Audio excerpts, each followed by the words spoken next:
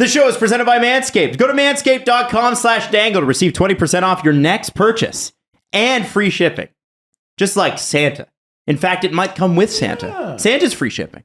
You know, imagine? Bezos thinks he was the guy, right, who invented free shipping. He did not. Santa Claus. That. Exactly. Father Christmas. Kris Kringle. St. Nicholas. How dare you, Jeff? Yeah. The Steve Dangle Podcast. Powered by Sports Interaction. Want to bet? The Steve Dangle Podcast with your hosts, Steve Dangle, Adam Wilde, and Jesse Blake. Let's go! You know, I'm sorry we're doing this show on a Tuesday. Nothing happened this weekend. Nope. We'll get to the nothing that did happen, but I do want to throw this out there that we had the prop bet on Friday talking about former friends of the Leafs scoring on the Leafs, and look at that, Nazem Kadri did it. And we'll have more on that at sportsinteraction.com. And actually, we're going to have another one for you today because the Leafs are playing tonight, and we're going to have another one for you Thursday as well because it's poetic, isn't it? Oh, the Toronto Maple Leafs. There are some guarantees in life. But they won. They won because of the refs. It wasn't because the Flames blew a lead 3 times. Right. Had nothing to do with that. Completely because the Flames are playing great hockey, and everybody's talking about how great the Flames have played together and how great their goaltending's fantastic. You know, anytime that you have to lean on Dan Vladar, you know that you're in a good space. Yeah, you know what? I know where you can sense the sarcasm, but you can sarcasm that. Good on Darryl Sutter for sticking up for his guys after shivving them. Well, he's not having a great year. The Columbus Blue Jackets had Tage Thompson score 5 goals against them. They lost 9-4. And you know what happened in the next game? I think it was 6. 6 in the first period. 6 what? Goals. Well, Tage Thompson scored 5. My bad. Scored 5 goals. Sorry, I thought you were talking about the... No. They lost 9-4 in the end. And then the next game, what did Columbus do? What did they do, Jesse? They beat the Calgary Flames. Because the Calgary Flames are so good and it's the referee's fault. Now, that's what happened. Since we're starting with this, Darryl Sutter's comments were... silly, but intelligent. Yeah. Were they? They were. Because here's the thing with the Calgary Flames. I think we can all agree that the Calgary Flames have underperformed this year. Mm-hmm. This is a remarkably talented group, and we've always said that. But in the who was the guy? Glenn Galutzin years, and then the Bill Peters mistake. They were always underperforming. Yeah. Always. And then Sutter came in last year. Blake Coleman came in. Markstrom found his game, his form, you know, and you could be forgiven because of the pandemic seasons. And they were spectacular until the second round against the Oilers. I was pretty surprised. Dude, they lost that series, I want to say like a quarter of the way through the second period of game 1. Yeah. People forget. They won that game. They were up like 5 or 6-1. Yeah.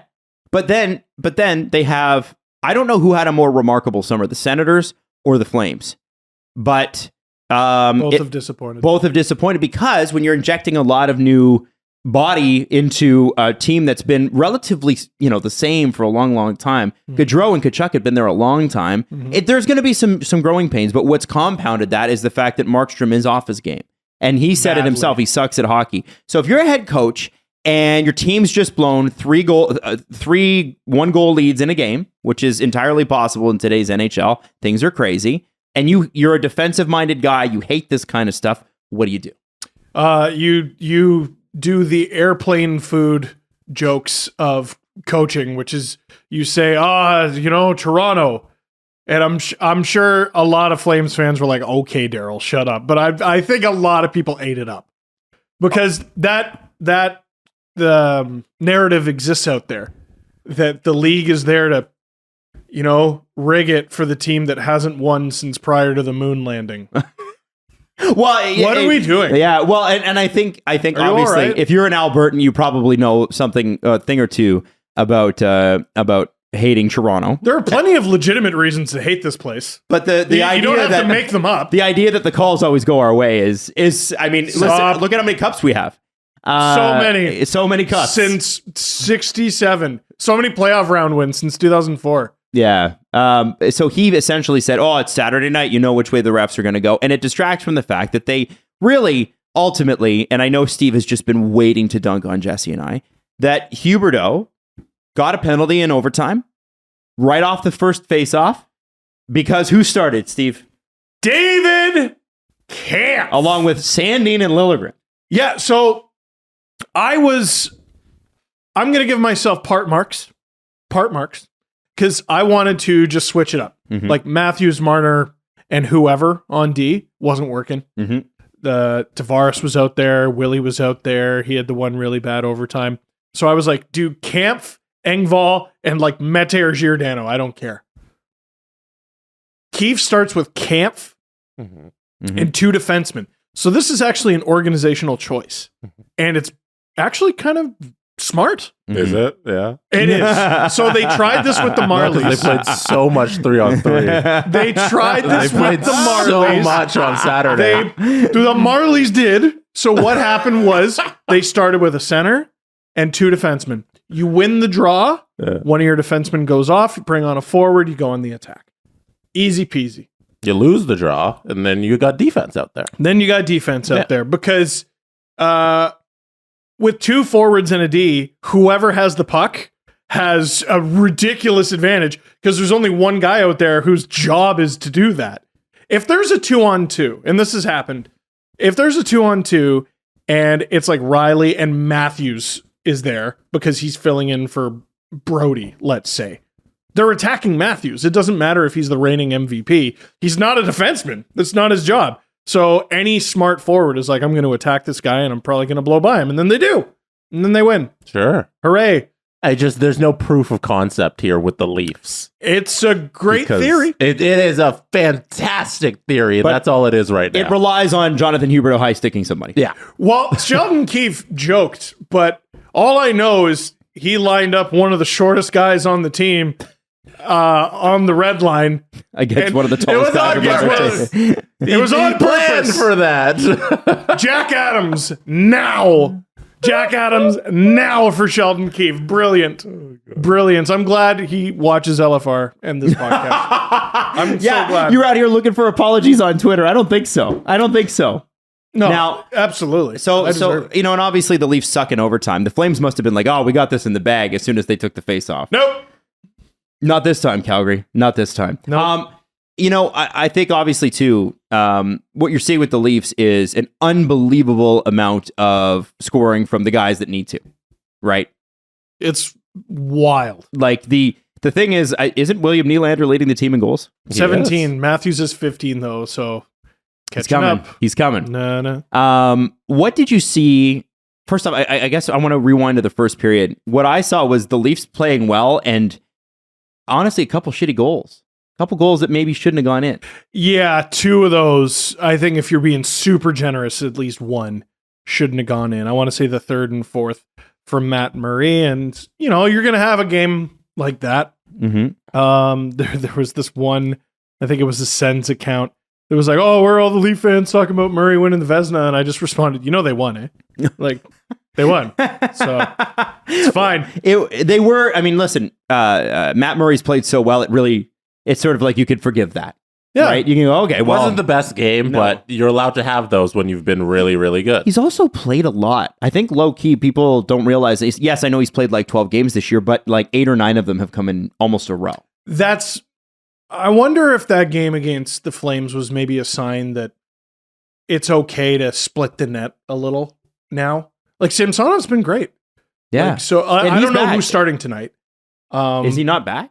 Samsonov, yeah. Really? played. Fine. Yeah, he was amazing when he was playing. Yeah. So I don't know. It's December and you're near first place in the league. Go just split the net. Mm-hmm. And then, February, March, April, if you want to have tryouts for who's going to play in the playoffs, then do that. But right now, just split the net. I think Keith's been a little reluctant because of how hot Matt Murray has been, that since Samsonov's been back, like he hasn't gone back to the original plan, which was, hey, we have 1A and 1B. Yeah. So I think, we've seen it. Let's go back to that. Yeah.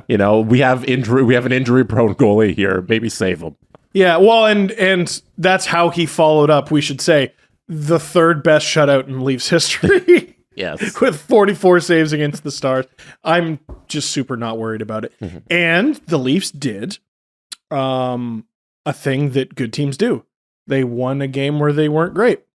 or they won a game where they weren't perfect, No. or they didn't get great, And they weren't goaltending great. And I think that's got to be frustrating if you're, the Flames players, the Flames coaching staff, and fans, is they had the Leafs. The Leafs haven't given up 4 many times this year. No.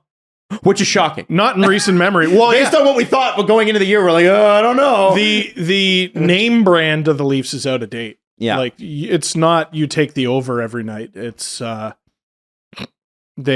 Samsonov, I think, what's he played 10 games and he's allowed 2 or fewer in, it's like almost all of them.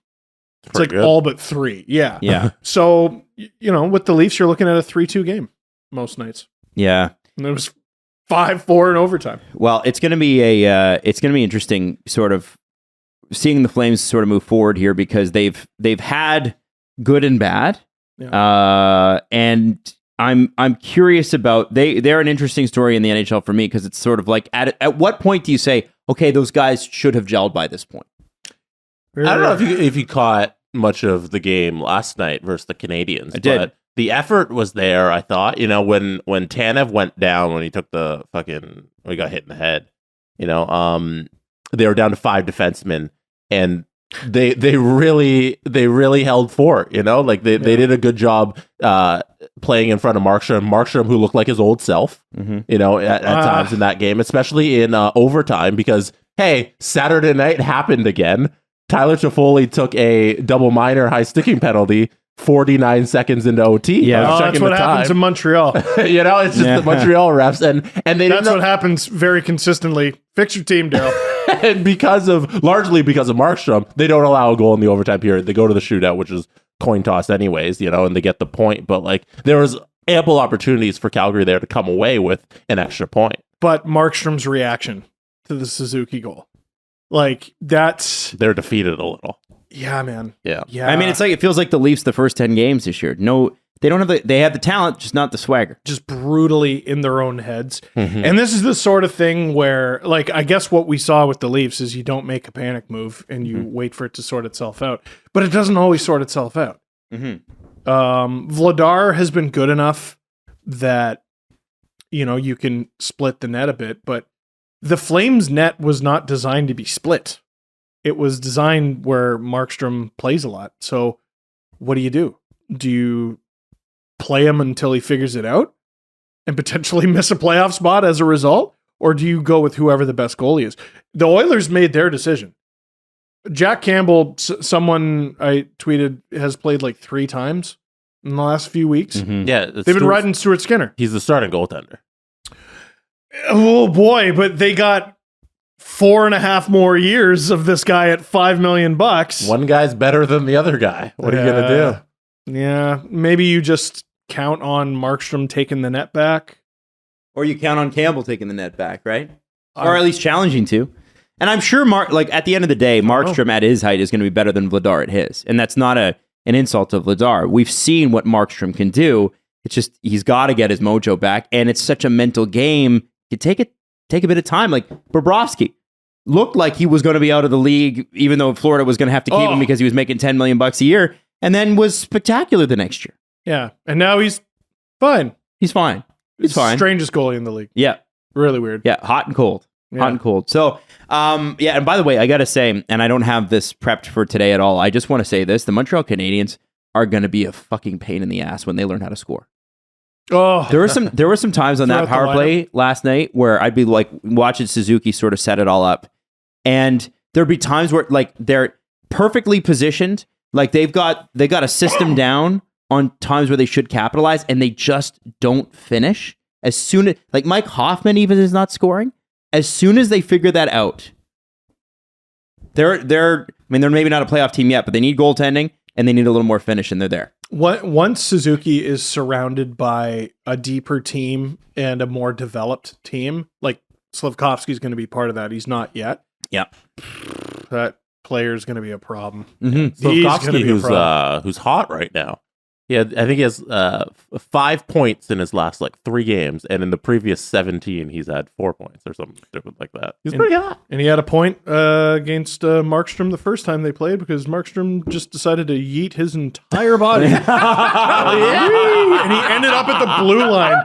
It's funny. The more you say the goaltender line, if you're a goaltender, 10 the goal, just the less they seem to want to. Yeah. It's Murray too. I know. Thank never God in his net. He didn't pay for it, but Never in his net. I don't understand. Is this happening more often, or do I so. just have a catchphrase? No, I think it's happening more often. I think goalies are playing the puck more. I don't know why. Well, knock and it they off. should not. No, they're not good at it. They're not.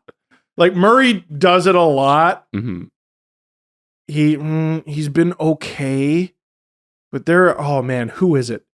Oh, Samsonov should never leave his friggin' net. No, neither of them. Neither of them really, but there are a few goalie. Mike Smith was one where, oh man, he's a great puck handling goalie. I'm like, is he a great puck handling goalie, or does he just do it often? He'll give up 10 goals and then he'll set someone up with a wicked Hail Mary in overtime, and people go, see? And I'm like, okay, that person he set up did not score 10 goals just now. That was one. So 60% of the time, it works every time. The goalie leaving their net is the Sex Panther of hockey strategies. Just stop. If any NHL goalie is watching this, you're not good at it. Stop it. The goalie playing the puck, too, it doesn't make sense to me from an equipment perspective, too, because they have this giant paddle. And the giant paddle isn't made to handle the puck. No. It's made to stop it and knock the puck away. And yet they choose to hold it with their giant blocker hand and then a glove. Not another hand. They have use of one hand, and that's the top hand, and then a giant flat paddle. And they're like, you know what? I'm the one who needs to handle the puck in this situation. Fun Google for everyone. Do you know the story of Dan Blackburn? No. He was a highly touted Rangers prospect. Yes, he was. And I don't remember what happened, but there was some sort of incident or condition or whatever it was. He couldn't use a glove. So he played with 2 blockers. I've heard of this guy. Yeah, it was fascinating to watch. I always used to draft him in my NHL fantasy drafts because his potential was super high. 99. Yeah. Yeah, if you played a few seasons in, Dan Blackburn was winning the Vezina every year. It was very frustrating. Him and Marek Svatos. Marek Svatos was my favorite NHL player of all time. In there. Yeah, just unbelievable. Little water bug. So then the Leafs are taking on the Ducks tonight, the team that famously beat them and led to a gigantic outburst from everybody on this show, honestly. But the Ducks have been super bad since, which is what we expected, and the Leafs have been super good since, which is what we expected. So tonight, this is a game where the Leafs should probably regain a little bit of pride and absolutely steamroll a team, right? Or just win. How about steamrolling? I want more steamroll. Steamrolling would be cool. Listen. The Leafs, just win doesn't work for me anymore. I want some steamroll. I talked about this earlier in the year. They never dominate anyone. I'm starting to see them dominate people. Dominate them. They should have built up enough goodwill by now in the month of November and October for them to just win a game. Yeah, I'm cool with Is it. not all of these points in a row and this point streak and Mitch Marner and everything clicking not enough for you, Adam? I want it to continue. If all their wins were that win against Dallas, I'd be a little concerned. It's unreasonable to expect all their wins to be that win against LA, where they just shit kick them. Mm-hmm. But in terms of games that stick out in our memories from this season, oh boy, that loss against the Ducks in Anaheim, It's a stinger. it meant something. Yes. It meant something. Not just because of the loss, not just because they blew a 3-1 lead to a team that at the time did not have a regulation win. Mm-hmm. In the first 3 periods anyway. It really, that was the "it's over" video for me, where I was like, okay, this core is boned. They can't do it. That's an embarrassing loss. And it's not like you're going to lose games. Can't lose that one. So I'm looking at it a little bit like the loss to the Jets from earlier last season, where The Jets Cup? Yeah, the Jets Cup. Is there anything better than beating the Leafs? And I said, You don't have to win the game in March. But I think what I said, I said something along the lines of, but you can't expect this team to do a bloody thing in the playoffs if they lose that game. Now, they won the next game and didn't do a bloody thing in the playoffs, but I felt much better after they beat the Jets. I'd like them to, you gotta beat the Ducks. That was an embarrassing one. And you should be out there trying to prove a point. Okay. And I mean, the return of Pierre Engvall, come on. Yeah, well, I mean, that's major. It's huge. So important. Major. Now, Steve, the reason we held off on this episode because you, former OHL player, sustained a hockey injury. Yeah, my brothers and sisters. And I'm actually a little bit disappointed that your eyes are not like fully blacked out today. Yeah. Can you? Given the pain that you went through. But after we do, you can bet that we're going to come back and we're going to talk about Steve. Yeah. And we're going to talk about the nose. And we're going to talk about all the situation, the whole thing that led up to it, the full breakdown. Because I got to FaceTime Steve when it was broken, and it was a little under his left eye, a little more than you would expect. So we'll talk about that next, after You Can Bet That with Dave Bastel. You Can Bet That with David Bastel. Brought to you by Sports Interaction. Get in the action and make a play. 19 plus. Please play responsibly. On Friday, we put a little prop bet up on sportsinteraction.com/STPN. Yeah. We call it Former Friends. And would former friend of the Leafs, Nazem Kadri, score in his return to Toronto? This was a Steve creation. Because it's based in pessimism. And what happened, Dave? What happened? He may have scored and then kind of did the loop-de-loop. He never took off his glove and showed his Stanley Cup ring, which I thought he might. But right. Me too. You know what? He did net a nice goal. He did. So we're going to keep that going. Because listen, the odds on that were pretty good. It was a 3.91 if memory serves. It was solid pickup and A little higher than normal. I'm not gonna lie. 91 for his number. Not gonna lie. People were tweeting me saying that's the easiest money I've ever won in my life. No. So we got another former friend tonight. Yes. The name is, who do you think? Are they playing the Ducks? No, they're playing. I think it's. Oh, is it the Ducks tonight? Yeah, Ducks tonight. Ducks. Yes. Yeah. Sam Carrick. Bingo. Sam Carrick. Who all right. was a Leaf a long time A ago. long time ago. That's right. And Good you know for him what? for Kind of carving a out a part-time duck, eh? Yeah. Yeah. Part-time duck. He's not really a full-time duck. He played in Ottawa just the other day, recorded a shot on goal. So Sports Interaction has massive odds on Sam Carrick. What do we got? 850 to score. Wow. 850. Are you interested? Are you tempted? I know I am. Every time I'm interested. Listen, you can have your cake and eat it too. Kadri scored last game and the Leafs won. That's hopefully what happens tonight. Sam Carrick scores unless they got a no-no going and the Leafs win. 4-1. I don't know if he's going to reach 850 in ice time. You can score an 850 in ice time. You could score with 2 in ice time. Sure, Yeah. it's true. It's true. And listen, Just need the shift. We also have Ryan Strome up there too, local kid. Little less odds, of course. It's even 4. So a couple different considerations. You don't really see these kind of props anywhere else. So something to play around with when you were watching that Ducks Leafs game. Tons of props on this one. You guys are turning these things into big time propositions here at SIA. Well done. we kind of like it because it's the Ontario one's interesting. So we're going to start doing that. You're going to see this more and more, where Ontario-born or Toronto GTA-born players coming back and scoring against the Leafs because they always come here. They've got 200 fans like Sean Dursey did in the stands, and they come in and they play the game of their lives. Yeah, or get booed. That's true. Get booed and their head so hacked in. much if they're noted Alan Walsh clients. That's right. Now It's been a tough few days. So the next one, Dave, is obviously when will Mitch Marner's streak end? Is it tonight versus the Ducks? Is it the Rangers? Is it the Caps? What are the best odds? I guess currently it's New Year's Eve against the Avalanche. Yeah. Well, yeah, if it's going to extend that far. But when you look at the current games, the one everybody seems to be targeting is the New York Rangers. So that means that he would extend it against the Ducks, fall to the Rangers.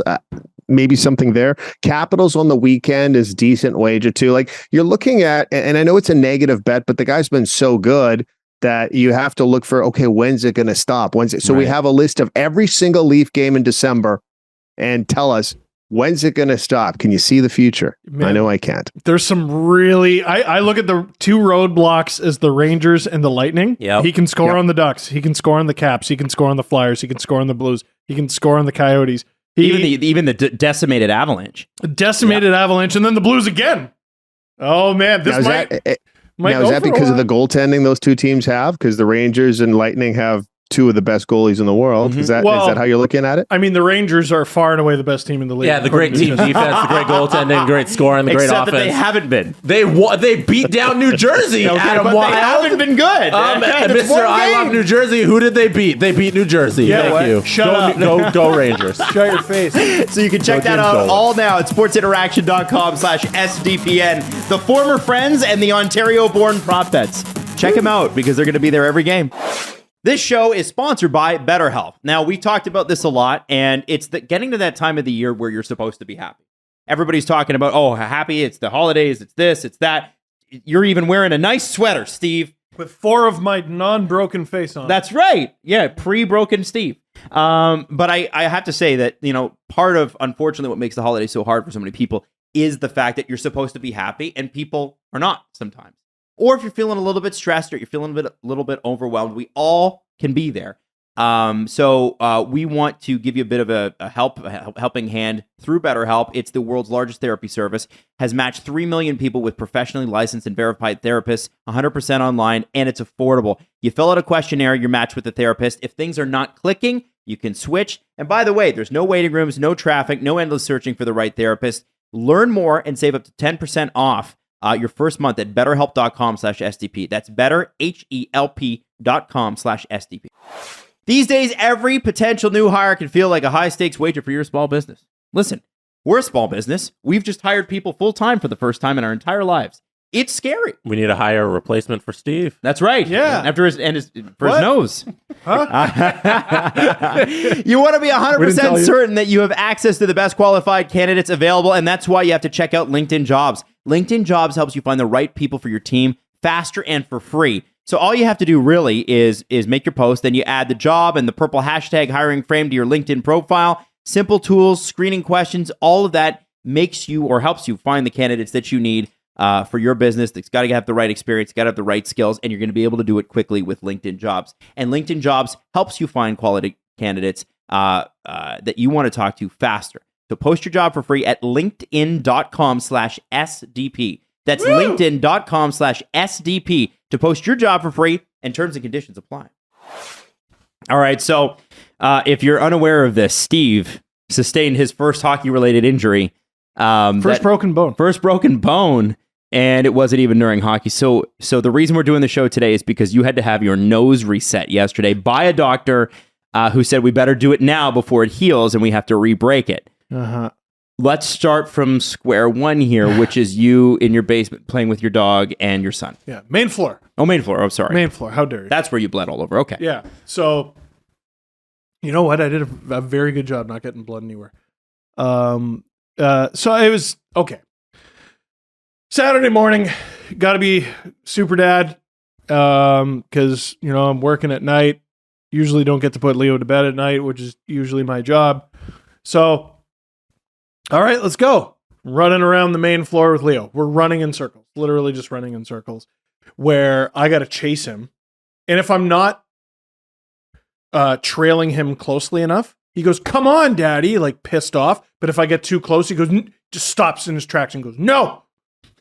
So I'm running, trying to trail him by the exact distance that I'm required It's like when you're in Red Dead Redemption or Assassin's Creed for anybody that plays it, and if you have to get close, Yeah. can't get too close because No. it might catch you. Exactly. But not close enough that they're that you're running out of earshot. Right. So while I'm doing that, Iggy is getting more and more excited and starting to chase us around.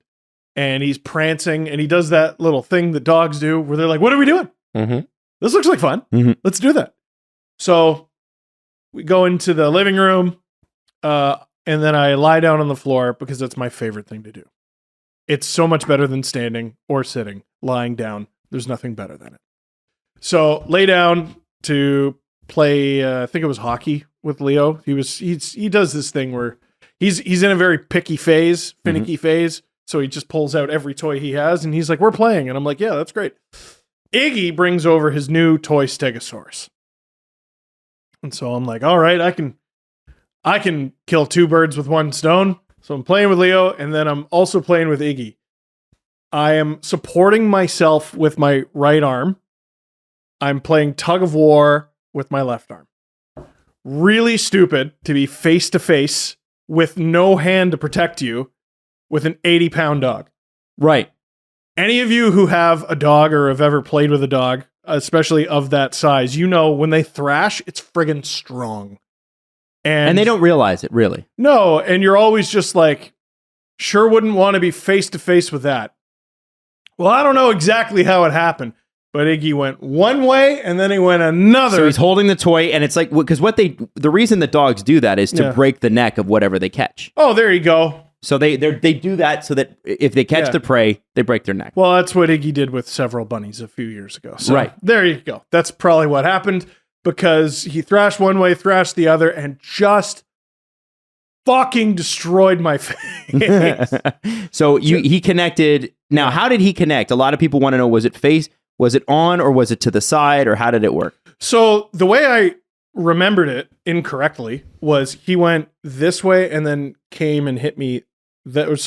He went to the right and then he went to the left, but it's impossible because my nose was facing to the right. Right. So maybe I turned my face, and when he came back, I don't know. I don't know exactly how it happened. All I know is I heard a blood-curdling crunch in my head. And this is the best way I can describe it. You guys have been to Quebec? Yeah. You ever stopped and got the gas station cheese curds?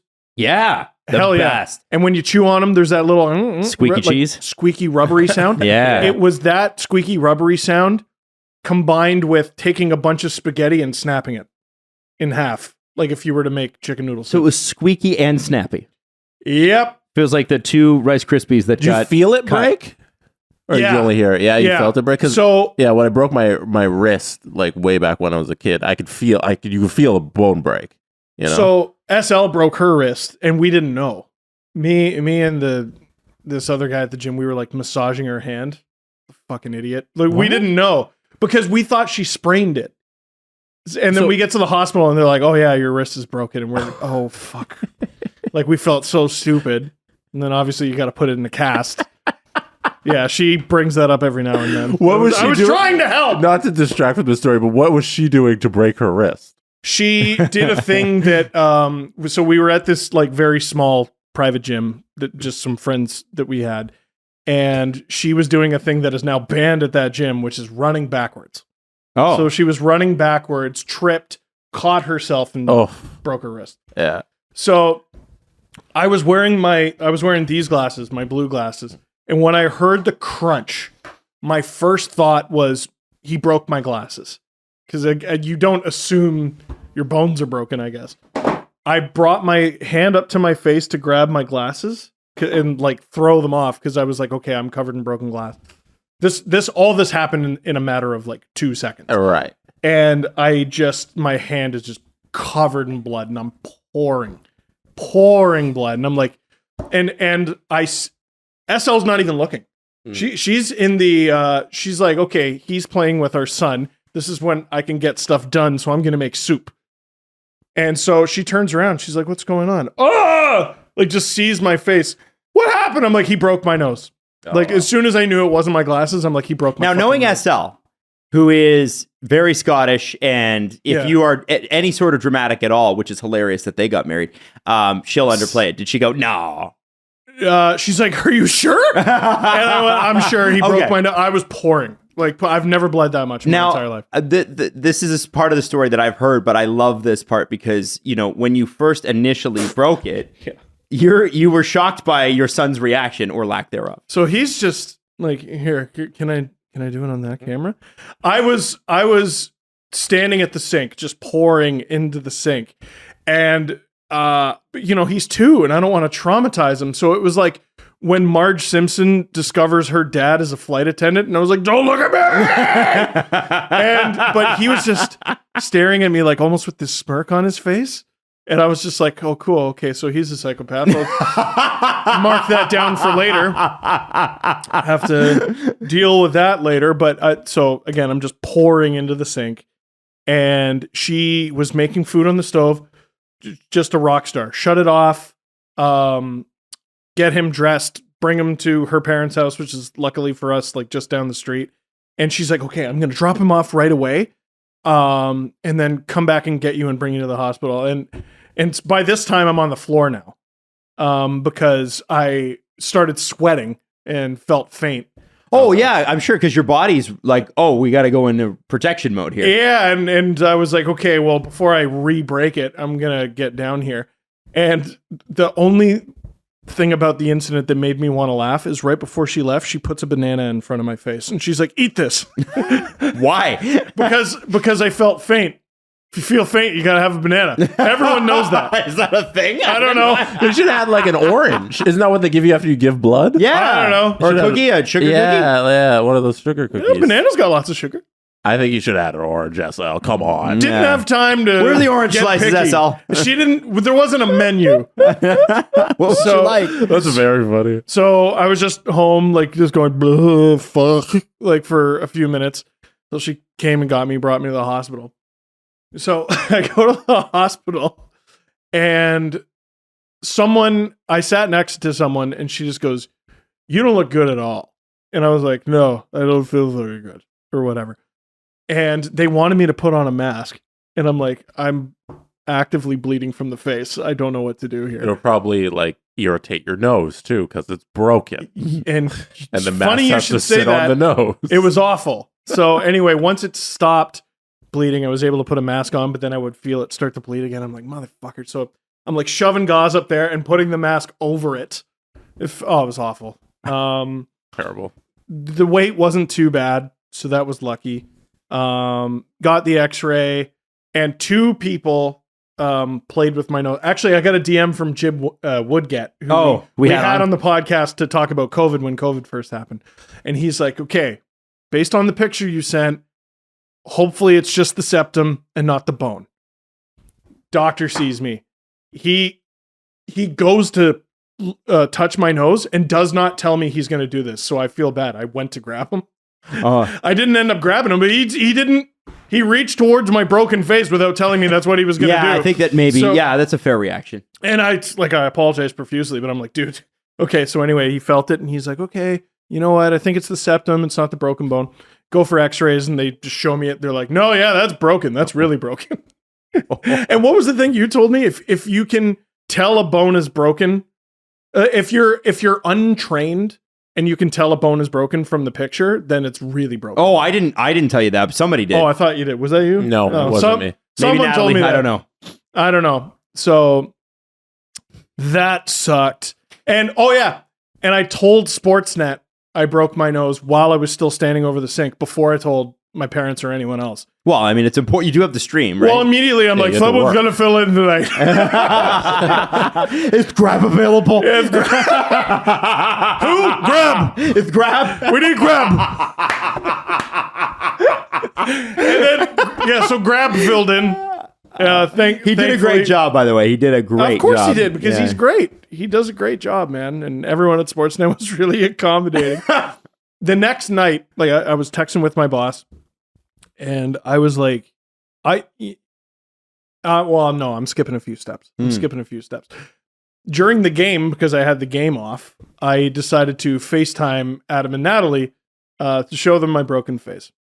And Steve, you got to be honest, Steve or Jesse, we FaceTimed us. I'm like, oh, like it's noticeable. His nose was out of joint. Legit. Yeah, facing like it's to the right, to the side, and you're like, oh wow, that really. I wasn't sure how severe it was. Right, I didn't know. Yeah, doctor, I'll get to that. Did a really good job, but yeah, it was all the way to the right. Yes, not fun. And I FaceTime you guys, and it took about 5 or 10 minutes into the conversation before I realized you were both really high. Yeah, we had it was the third period, and Steve's telling us all about this and like the Marge Simpson thing and like the whole story. And Natalie and I had popped an edible, I think, between the first during the first intermission. I realized every joke of mine was killing. It was we were having a great time, and Natalie said afterwards we must have been on the phone an hour. It was a long time. We just listened to Steve, and it was like watch a game with Steve Dangle, but it was very personalized. It was great. And the I think the thing that stuck out for me was Natalie was so hot. She was like, Steve, that piece of gauze up your nose, does that have to stay there? And I looked at her, I'm like, what kind of question is that? Like during sleep? Yeah. Or whatever. And it's funny, as I'm on the phone with you, I'm like, I could have done the stream tonight. And then Marner scored in overtime, and I went, let's go. And then I was like, oh, my fucking head. Yeah. We also realized too that you've got cable, right? Yeah. Yeah. And I've got streaming. Oh, and I yeah, think the Sportsnet stream, I think we measured it. It's 22 or 23 seconds behind the cable version. Wow. So Steve would be like, oh! And we'd be like, well, okay, we got some excitement coming up. And then we just wait for it. It's kind of a bummer. I think my exact call was, Adam, if the Leafs win after David Kampf started in overtime, I'm going to make you eat shit. Let's go! Exactly. So, he scored, made my LFR, gauze up my nose. It did have to stay there, Natalie. And then I had what was actually a pretty good sleep because I took weed. Yeah. And it was great. Next day, I'm feeling okay. I still haven't taken any pain medication. I didn't need it. It hurt incredibly badly when it happened, and then it dissipated. And then by the time I got to the hospital, it barely hurt at all. Nice. And it was just broken. Mm-hmm. Like it was, I'm sure if I touched it, which I avoided at all costs, it would have hurt, but it didn't. Sunday, texting my boss, I'm like, honestly, if there was a stream tonight, I could do it. He's like, you're nuts. We're not letting you do that.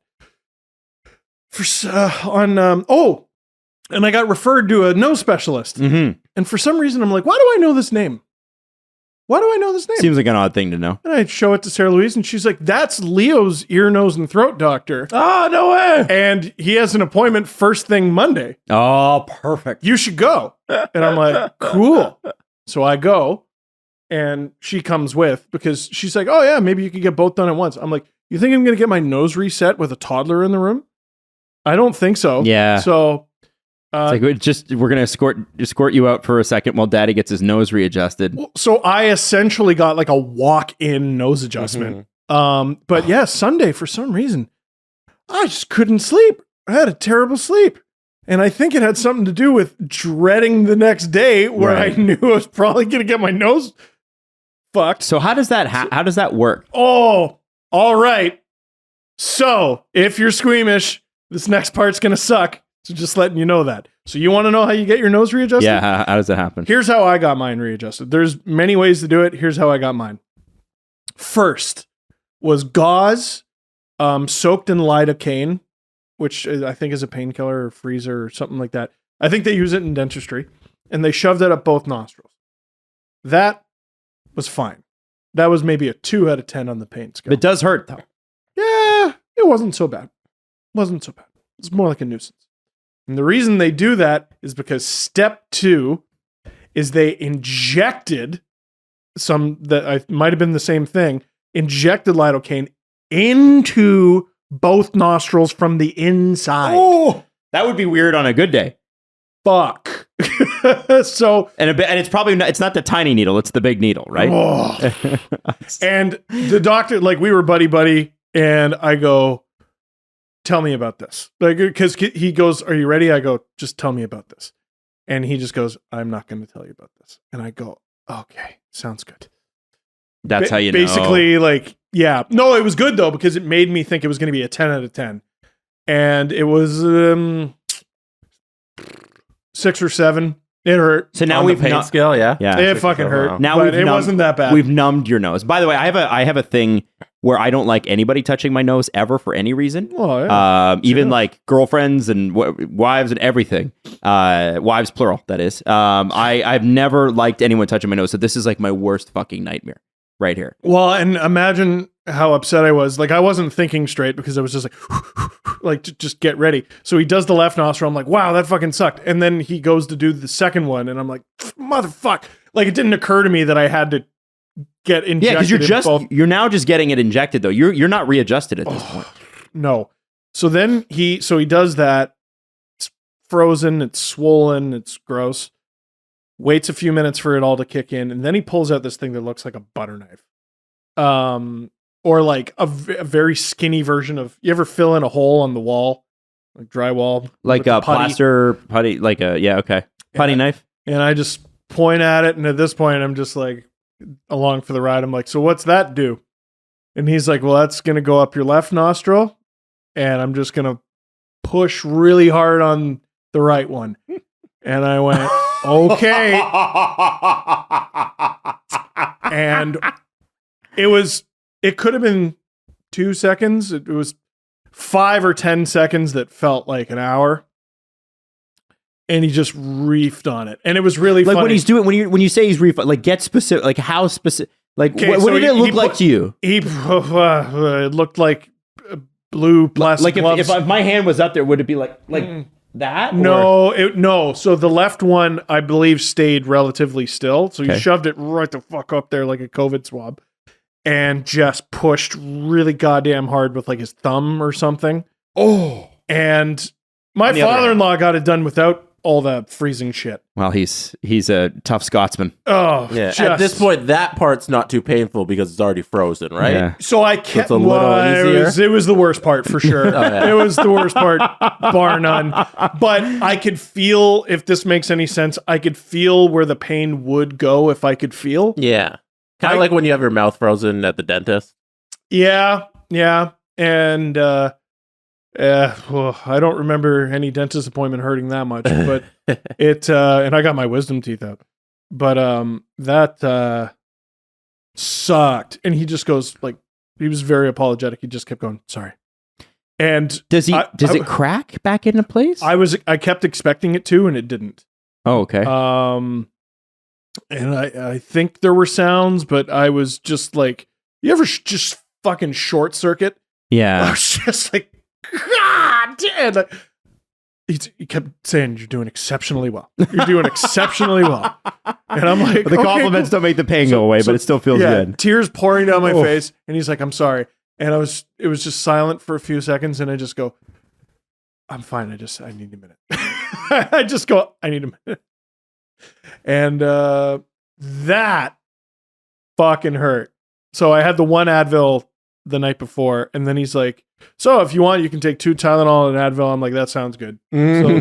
So that hurt. And that's when, the swelling went back up. And I don't really have a black eye. No, you don't. You're A pretty little bit. good. Yeah, I was little bit. expecting to be like almost like raccoon. Yeah, nose. If you look a little closer, I look like an overripe banana, but it's pretty straight, eh? That's perfect. It looks great. Yeah, you did a really good job. You would never You know. hardly notice. Yeah. And Super most lucky. people that break their nose get like that little bump there, but He said I might you might. because it. You can always get that like plastic on this surgery. side here, I can see like a little thing there, Yeah. like where you're saying overripe banana. Like if you really inspect your nose, Yeah. you'll notice that it's been broken in the last couple of days. But if you're just looking at you normally, you'd never know. No idea. So I'm asking him stuff like, should I exercise or anything? And he's like, no, you should probably avoid that for like a week or whatever. But No hockey on Friday. well, so You're wearing a cage. Who cares? yeah, I don't know. Well, this is the thing, right? The toxic masculinity thing is like I kept thinking like, no, I got to get it done. Like I can't wimp out of getting this reset, and they gave me every opportunity to delay getting it reset. And I just went, nope, this is going to hang over me. Mhm. A pox on our houses. That's and I just said, no, I got to get this done. But now I got like all these hockey people like, oh, you're not missing hockey on Friday. Right. What? No, you just get back out there. But I think of all injuries now in hockey terms because of my life.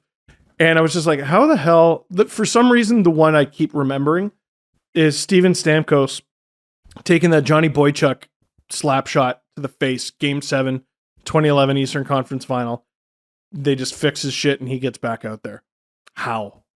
How on earth? I think adrenaline's part of that.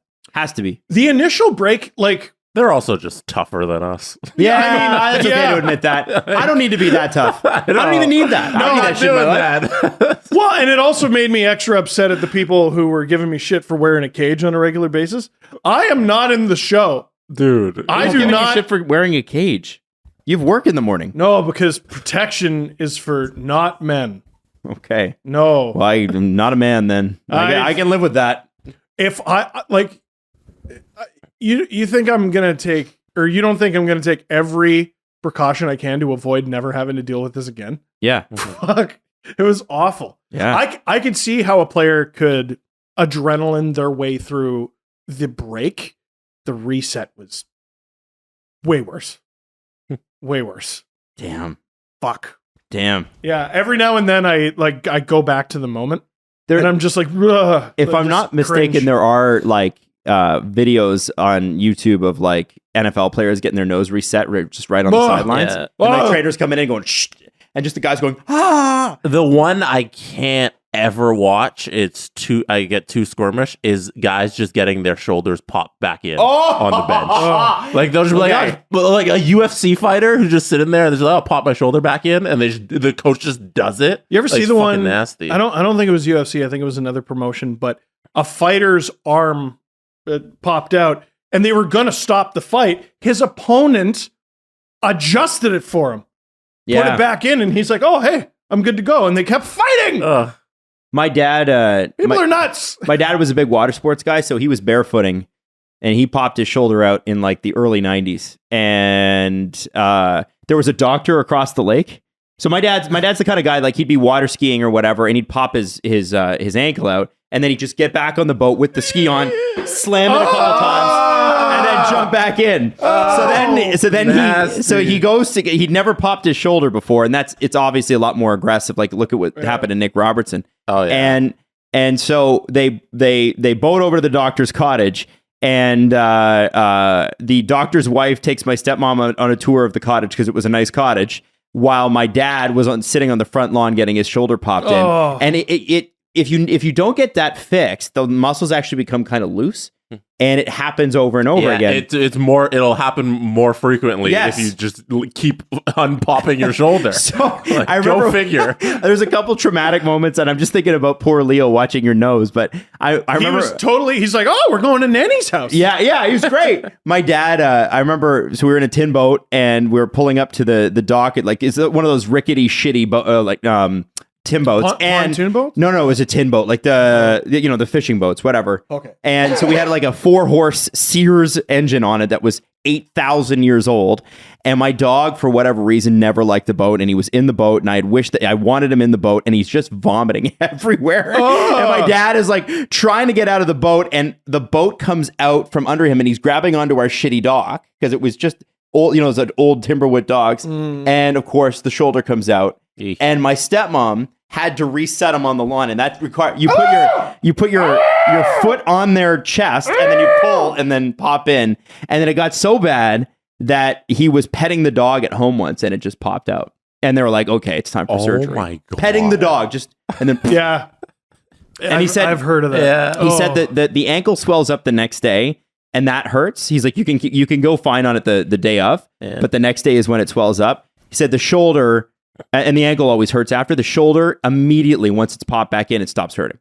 He's like, the pain goes away almost immediately. Yeah. It's gross though, watching someone hang, like they're dangling that arm, and So all of November, all I thought about was Leon Draisaitl playing the Stanley Cup playoffs on his high ankle sprain. And it was ridiculous because like I took off 5 weeks from hockey. I'm coming back on Friday because awesome. Like I could have gone back at like 3 weeks, at 4 weeks, but I'm not an NHL player. This isn't my job. I didn't need to. You're a 30-year-old man. Because what they said is don't re-injure the ankle because then it just gets worse. Then you have to delay another 3 months, and then each time you re-injure, it's worse. Just like the fucking shoulder.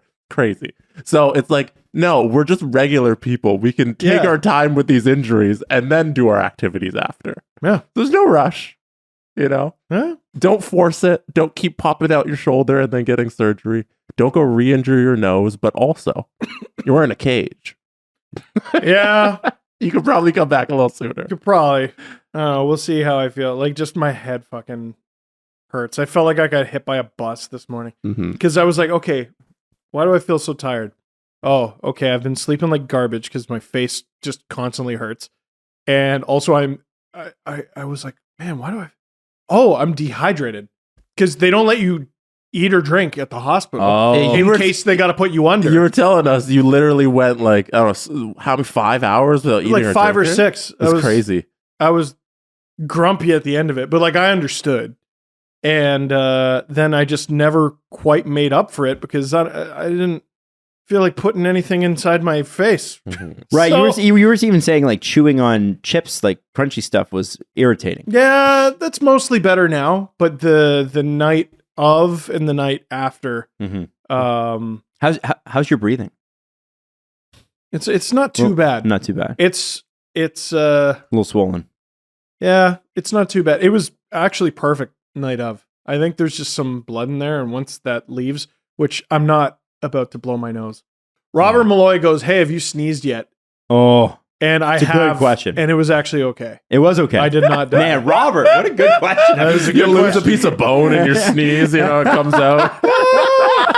Just firing bone fragments at people. Wow. Oh, and Iggy felt like he's still like cuddling. He really doesn't close, know what happened. extra. Shut up. Yes, he 100% does. No, he doesn't. He knew he fucked me up. doesn't, no. He was looking at me when I came No. home from the hospital like, hey. No, pal. he Tail won't. between the legs. Absolutely He's a did. dog. Tail between You the don't legs, know. then the low flutter. Yeah. Because- it's like, hello, I'm happy to Yeah, see you, but I'm in that's trouble. your energy towards the dog. No, I He wasn't doesn't like, remember injuring you. yes, he does. I wasn't like, hey, bastard dog. You're being like bashful and like cuddly with him. No, Yes, that wasn't. the dog doesn't remember.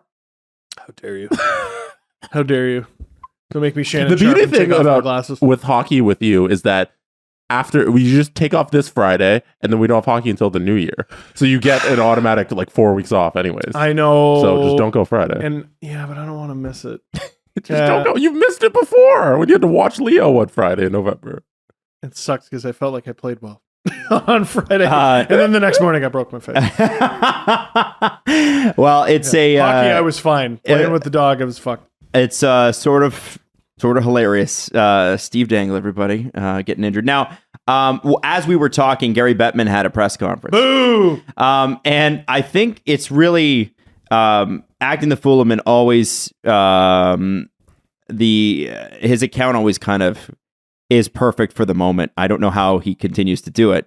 But before we start this segment, I just want to start with his tweet about it, which is Let's do it. Bettman can just say anything. He says, as per our research, concussions are caused by the tooth fairy. Over 1 trillion people describe themselves as Coyotes fans. George Peros is good at his job. And that wasn't a shot at the Coyotes, by the way. That's more just like he just says stuff because he can. Yeah. And who's going to, even if the reporters push back on him, there's no real checks and balances when it comes to the NHL head office, so it really doesn't matter. So here are some of the things that he talked about. The first thing is that Bettman and Daly did meet with Ryan Reynolds and said it would be great if the NHL were involved, if you were involved in a new Senators ownership group. It looks as though, and we've talked about this on the show, that whatever group is going to be the leading bidder, the NHL will place him as a part of that group. Because What are they you want him laughing so at? bad. Well, they're seeing. I think they've seen what happened with Drake in Toronto, or sorry, Drake and Bieber in Toronto, and with the Raptors and the Leafs. And Ryan Reynolds has a connection to Ottawa. He went to school there. And I mean, God, could it hurt to have him be a part of it? No, not at all. He's not just famous; he's net positive famous. Yeah, Everyone likes Ryan Reynolds. Who doesn't like him? yeah. Wolverine. That's who. I just love the idea that the NHL is not a dictatorship. Oh, it is. Like it entirely It is. is. This is. The owner has to include Ryan Yeah, Reynolds. yes. You're being told to do that. And by the way, there Come are on. currently 12 registered owners, or 12 registered potential owners to buy the Senators. Pretty good. That's They're going to get a wonderful. good price. Considering news.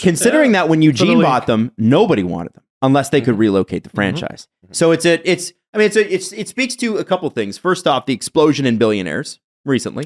There's been an explosion in billionaires. Number two, the fantastic tax write-offs that a professional sports franchise gives you. And number three, the NHL is a more attractive thing than it was in 25 years ago, which is great. Yeah, and the value of pro sports franchises has gone through the moon in the last decade. Yes. Like people are buying these with people who have bought these teams in like the 2010s, like they're worth hundreds of millions of dollars more. Yes. and Ottawa's a good market. Yeah. Oh yeah, especially with the new arena. Yeah, really good market. Now- I'm excited for what they can do there. Drag Like Pull put this together, and I want to run through these 3 tweets that he put together because it's important when we talk about the salary cap, because of course Bettman's going to be asked about that. And it's important that you understand what Bettman is saying here, because it goes a little bit beyond the surface. So The Athletic, NHL, October 18th, 2022. Good news. Cap relief could be coming sooner rather than expected. Gary Bettman announced that, quote, revenues are pretty vibrant and that it could lead to a cap increase of $4 million next season. Then when was this? That was October the 18th. Then Drag Like Pull quotes himself and says, has the NHL's early season projection of the subsequent season's salary cap increase ever been accurate? My, quote, possibly flawed recollection is that the league consistently puts out rosy assessments that do not pan out. And I think to that point, he's probably right. And then according to Pierre, because the Board of Governors meeting is happening in Florida right now, BOG meetings have wrapped up. Gary Bettman says current revenue projections seem to indicate the cap will only go up $1 million next year based on the players still owing escrow, but he did allow for the possibility that revenue could exceed projections and therefore the cap could jump up more. Now, I think it's important that you understand here that Gary also said, according to CJ, that part of that could be a negotiation. Mm-hmm. Now, everything. So what's happened here is everything. It's not that the cap couldn't go up to $4 million. It's that, you want that, players, teams? Okay, well then you're going to have to give me something. And I don't know what that something is that the NHL wants, but I think it's important that you understand that the cap is very likely to go up, but Gary's got to get something in return. Here, I'm Googling something. Gary Bettman net worth. Gary Bettman net worth. What do we got? I'm sure he's worth. Okay, according to therichest.com. Man, it's like celebrity birthdays. Yeah. We had somebody message us about celebrity birthdays and they knew the person that founded the website. And they're fabulously rich. Fabulously rich. So Gary Bettman is an American commissioner of National Hockey League who has an estimated net worth of $39 million. He makes $8 million a year. He's worth more than that. He's worth more than $39 million? Oh, yeah. All right, retire. Retire, go away. Retire, go away. You can't bring it with you. Retire, go away. You get to live a cushy life, go to a beach, go away. Here's the thing that changes that possible negotiation between the players. And so Gary's going to try to negotiate with the players. The players could tell him to fly a kite. They only owe about $70 million left in escrow. And what could change this discussion is if somebody on the NHL executive, and you got to remember who those owners are. You're talking about Jeremy Jacobs. You're talking about the Flyers, the family that owns the Flyers. You're talking about the family that owns the Blackhawks. Mm-hmm. If one of them steps up and goes, Gary, we need the fucking cap space, then it's going to go up. I don't see a world if the NHL, which last year, despite not having fans in a lot of Canadian rinks for a good chunk of the season, or at least full capacity, was able to not just equal, but surpass their revenue from the last normal season, which was 18-19. That's where they were at. I think that there's no reason to believe that this season is not going to get better unless you take into account, and the NHL will, rising inflation and a slowing economy. How do you operate a business with this guy as your leader? Oh, really well, actually. How do you run your business? Yeah, they have record revenue. Yeah. What are you talking about? But I'm sure if had somebody else been running it, I think the revenue could be higher. Well, it's not just that. Like, how do I plan going forward? The cap is going to go up 1 million or it's going to go up 4.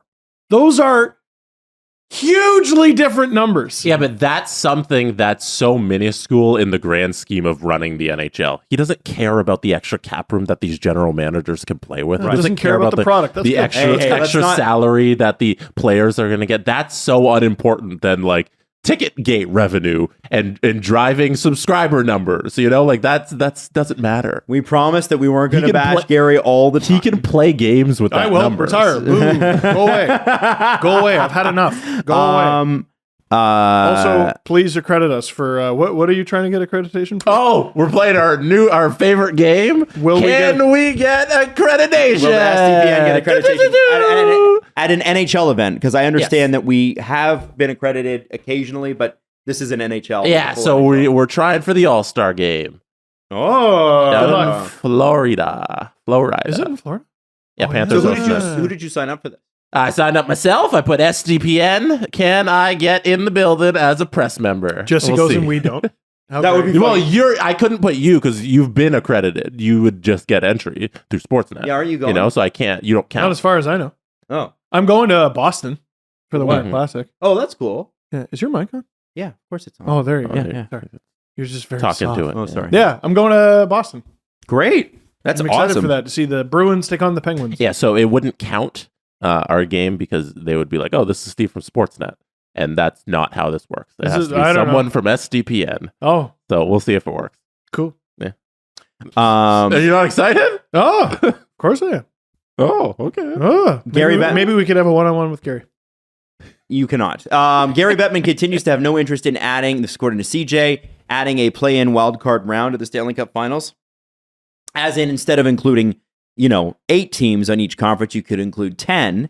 And then the final, like the bottom 4 fight it out for those final 2 playoff spots. He said, you're looking to fix a problem that doesn't exist. And I actually agree with him on this Yeah. one. 16's a lot of teams, man. 50% of the league making the playoffs is great. When you get up to 34 and 36 teams, I'm willing to listen. But I think, like the NBA's format.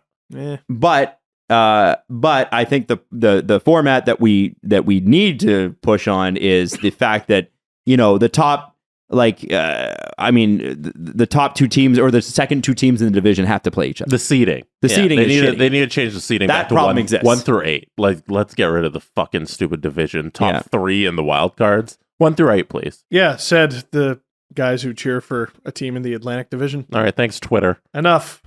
Thanks, Hey, Twitter. we don't need Hey, we don't need to pre-argue. hey. We don't need to pre-argue, guys. No, Darryl Sutter over here. Whoa. No, that's we only want that change because Toronto. So those are kind of the key takeaways. Obviously, nothing that's going to blow your mind, but something that will be a lot of much discussed over the next little bit here. I'm curious as to Gary Bettman. It's to the owner's benefit for the salary cap to go up because $4 million is nothing to these fucking guys. And so I'm curious about what Gary wants, because if he's saying, well, the players have to negotiate with me, what does he want? That's gonna be my question going into the new year. What is Gary Bettman actually wanting to negotiate with Dawn Fear? Wants to keep them. Speaking of people who should go the fuck away, Dawn. But What does he, when was that? Wasn't that leadership change supposed to happen this summer? yeah, but why would it happen quick?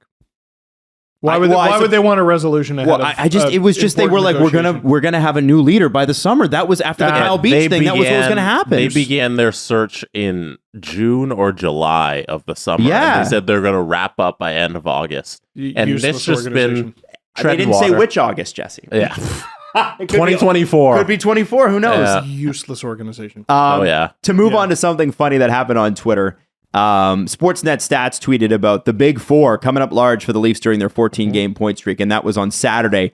And they were talking about during this point streak, Matthews has 20 points, Nylander 19, Marner 18, Tavares 13. And Tim and Friends said, if there's a better group of 4 forwards in the NHL, is there a better group of the 4 forwards in the NHL? If so, who? And then the Edmonton Oilers tweeted, McDavid, Draisaitl, Hyman, and Nugent-Hopkins have 31 more points this year. But the interesting is it wasn't like total, it was right now. And then I think what was hilarious about that, first off, shout out to the Edmonton Oilers and men, because that's hilarious. And Sure. if you had taken McDavid and Draisaitl and added Guy to that, I'm still pretty sure they would have outscored everybody on the Leafs. Oh, definitely. But beyond that, some of the tweets were hysterical, like the Oilers tweeting how much their players score while they're sitting 15th in the NHL. Yeah. And it's it is a little bit like, listen. Are they 15th? Yeah, That's they better were at than the I time. thought. I'm not gonna lie. Yeah, like it's like it's That's when the heroes of Shelbyville rose up. Now let's all celebrate with a warm glass of turnip juice. Yeah. Shut up. so it is kind of it's the best one. This is from Noah Banks, but it's the podium guy who's celebrating like 10 steps down the podium. But you know what? Honestly, I want more of this in the NHL. And as a Leaf fans, like I look at that and I go, F off. Like you guys have McDavid and Draisaitl. You can outscore anyone in the league. We get it. But at the same time, man, like we need more of this. We do. But It's hilarious. I can't help but think that it's charming and funny when the Oilers do it, but if the Leafs did it, they'd be the typical arrogant Leafs. I think I like that the Oilers Twitter account has like a voice. Yeah. Like there's some Twitter accounts that get it. Like the Canes one gets it, the Penguins one gets it. But then there was some like the original Vegas Golden Knights one where it's just like, okay, maybe let's ratchet it down all right, a little that's bit. enough. Yeah. And I recognize that this is a very difficult job to do, having had friends directly that have done it. And the Leafs has nothing. It has no voice. It's like, it's literally like, the Leafs is like a miniature sports net. It's like, here's the score. This person scored. This person scored. Here's the total. On to the next game. You know, I wish there was a little bit more of a voice and a little bit more of a personality of the Toronto Maple Leafs. Does that make sense? They've done some like LMAO bunts, and then they post something that Bunts said. That's about it. You know what Bunts says? Bunts. He says some things. Character. Do you like Bunts? I do like I don't know. I'm not gonna shit on them. Leafs are doing good. 3rd in the league. Let's go. You know what the Oilers didn't do is plus minus. Yeah, they didn't. Did they think about that? 50. It's an important stat again. I've decided it's an important stat again. So moving on here, Vancouver Canucks are focused on trading Bo Horvat. Their latest contract offer was rejected, according to TSN's Pierre LeBrun. He is going to be an unrestricted free agent. He is 4th in the NHL with 20 goals in 28 games. He is playing 20 minutes a night. He is leading the NHL in face-off taken, and he's winning 57.7% of his draws. He is 27 years old, and for this year at least, $5.5 million on the cap. What a valuable centerman! That's got to be the top target going into the trade deadline. Any team that gets him, though, they're going to want to be able to keep him. Not necessarily. Not necessarily. You could have him as a rental. And then it's a bidding war for him in the summer. Mm-hmm. I mean, if you're Bo Horvat, I don't know, wouldn't you want that? You have a really good shot at a cup, and then you get your pick of the litter for where you want to go. Oh, that's a good point. And if you have a good playoff, that your money just goes up. Yeah, You're right. Yeah. So, I saw the Canucks are gonna ask for similar to what they asked for JT Miller. I personally think you could offer, or you could ask for more. Yeah. For Bo Horvat. The difference is, I think with Miller, it was like a sign and trade sort of situation. If they do that with Horvat, they could ask for more. I just think that's harder to do. Mm-hmm. A pure rental thing? Oh, yeah. You could ask for almost as much as the Coyotes are asking for Jacob Chicken. Well, that's a joke. I did want to ask you. They could ask for more. Like a team that could definitely use a third line scoring center who can occasionally play the wing. You know one that has a good, legitimate shot at the Stanley Cup? No. You never heard of? No. And who is apparently looking for scoring help? Isn't he an Ontario boy? I don't know. Former London Knight? Third line? Play with Well, you'd play him. No. You'd probably play him on the wing with Tavares, or put Tavares on the wing and put Horvat in the center. Wouldn't that be dangerous? Now we're talking. That's fun. So Jets is an interesting target. The deal, we believe the club tendered their leading goal scorer a max term offer that was well shy of $8 million. So they shy. Yeah. So you gave. So they lowballed him. So you give TJ Miller $8 million, and then you. Okay. JT Miller. They're not willing to come up to. Maybe that's negotiation tactics. Like, I don't know, but like I would think they want to get the deal. And like this just screams that nothing that's not nailed down in Vancouver is going to be gone. Except for within a year. Except for Miller, who I called him TJ Miller for some reason, JT Miller, who's stuck there forever and ever because he continues to devalue his own contract with his terrible play on defense. Mm-hmm. So Bo Horvat, does he have? I'm trying to see if he has trade protection. I don't think he does. Even if he does, who cares? You know he's going to go to a playoff team. The answer is playoff team. Right. Listen, spring in North America is nice everywhere. Right? If you're worried about winters, you're going to be fine. Man, this is so unbelievably tradable. You know how much he makes in actual dollars this year? How much? 4.45. Wow. And he's a UFA. Someone I think should spend above and beyond to get this guy as a rental. And if you're able to keep him, great. If you're not, go for it, man. Yeah, and to answer your question, zero trade protection. Man. So he can go anywhere. Yeah, no, the Canucks, I mean, listen, If you could do it all over again, you trade JT Miller, you re-sign Bo Horvat. I think that's just what you do. You can't do it. You can't do it all over again. Yeah. You know, there could be a situation where they both get dealt somehow, and you're not going to get the return for JT Miller you were going to get last year. And you just chalk it up. Yeah, they could really make off like bandits in a Horvat trade. Who can take? So Horvat's an easy one. There's a lot of teams that could take on that. Yeah. But what I keep asking myself is, with Gary Bettman being not unsure about the cap, who can take? Because I don't even think Miller's contract kicks in until next season. Yep. Correct. So who's going to take 8 more years at $8 million? With, you know, I know the cap's going up in 25. We know that's guaranteed, and it probably is going to go up well before that. But even so, that's a lot of years and a lot of money. Who can take that now? Who's going to take that now? And like, you're going to have to send salary back, which the Canucks do not want unless it expires at the end of the season, because they already have long-term bad deals with Oliver Ekman-Larsson, and they had Louis Eriksson before that. There's always a boat anchor on the Canucks. Always. Forever a boat anchor contract. There has to be one. I'm trying to, because I have a team in mind. Because Horvat makes sense for... Name a team that's going to the playoffs. I bet you know who I swear will get this done. Who do you think gets the Horvat deal done? I was looking at Seattle, and it's wild how much money Seattle has committed to guys. I don't know. Who are you going to say? Boston.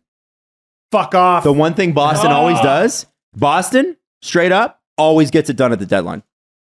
They always bolster that lineup. It's always useful players.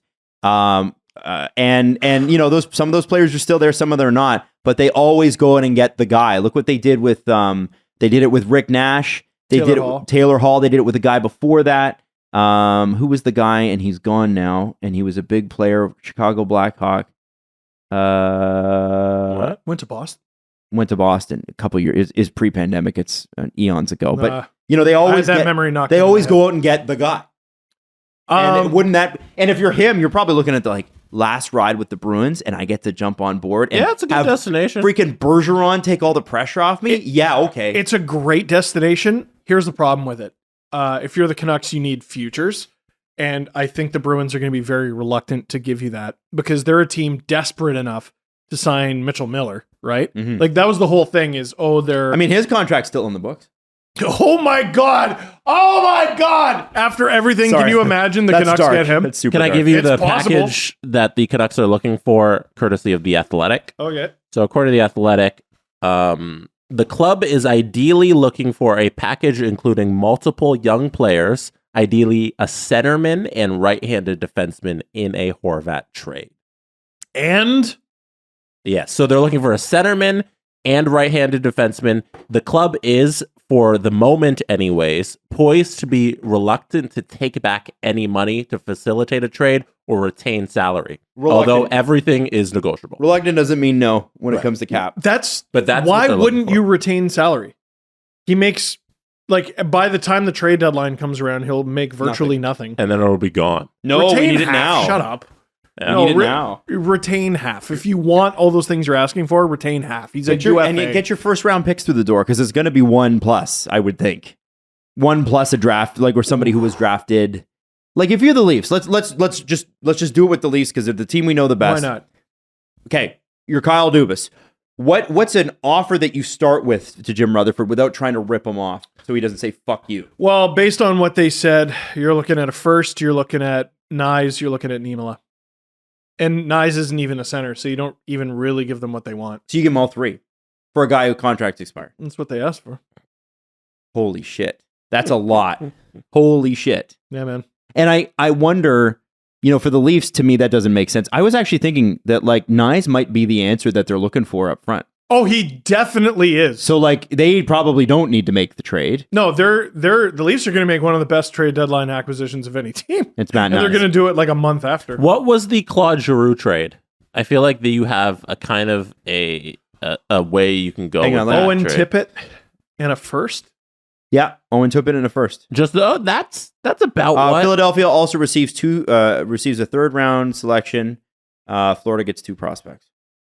So Philadelphia received Owen Tippett, a first round pick in 2024 or 25. So it's a swap, and then third round pick in the 23 NHL draft. So they traded, because remember, they traded several drafts ahead. That's a lot of futures. Florida also receives prospects Connor Bunnigan and German Rubtsov and a 5th round pick in the 2024 So you got draft. Tippett, 2 prospects, and 2 picks, including a first and a third. You're probably looking at something like that for Horvat. Yeah, but those prospects are not great. Yeah. I need hits. I need high likelihood hits. Listen, they'll get a windfall for him. My question with the Canucks is, then what? Mm-hmm. You get Connor Bedard, that's your then what? But They're not only one team is going to get They're not him. in Bedard contention. Anyone who doesn't make the playoffs technically is. Okay. It's true. You gonna Twitter the whole show? No. Yeah, I know. You can finish one spot out of the playoff spot. Maybe the lottery balls fall your way. I'm trying to remember who exactly it was, but I'm pretty sure the Flyers got the 2nd overall pick to get Nolan Patrick, and they were relatively close to a playoff spot and missed. And the Stars, I want to say it was the pick that got them Heiskanen. They didn't miss by much. Mm-hmm. So there's been a couple real big ones, and then every year Detroit has finished in the bottom 3 that got shafted. I don't think that was the point at all. I think moving forward, the Canucks are here. They're looking to rebuild. I think they're looking to tear it down. They want to get rid of the coach. I don't think Aquilini does that. But they have a lot of young pieces we keep going back to and saying, you have the makings of a great core here. Why are you tearing it down? At the end of the day, I think they're kind of handcuffed by their owner. I don't think that guy knows what he wants. Mm-hmm. He doesn't know what he wants. Well, he wants to win. He wants a repeat of 2010, 2011. Okay, well, how are you going to accomplish that? You might need to be dog shit for a few years. Are you willing to be dog shit? He's not. I think Canucks fans would sign up for that in a heartbeat. If he's worried about them not buying tickets to that, I think Canucks fans would buy based on hope. They're smart.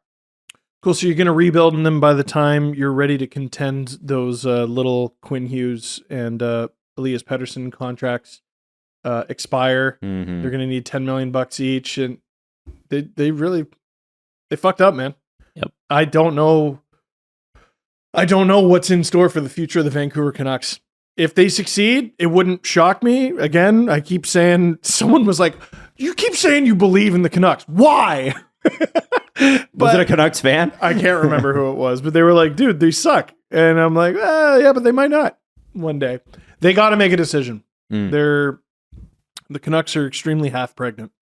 I think I heard on 32 Thoughts, I'm pretty sure, over Bruce Boudreau's first 82 games as head coach, they have 95 points.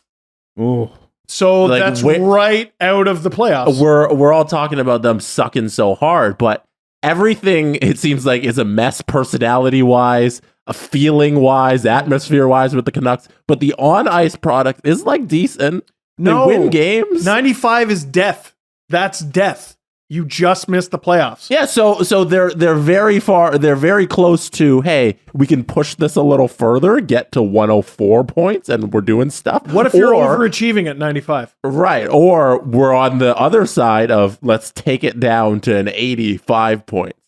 Pick a lane, though. Or make a fucking decision. Yeah, pick a lane. Exactly. That's all we're asking for here is pick one or the other. You can't be hovering in that middle area. That's where you get fucked. Yeah. That's where you're sitting here doing all these goofy things that just keep you in the middle area.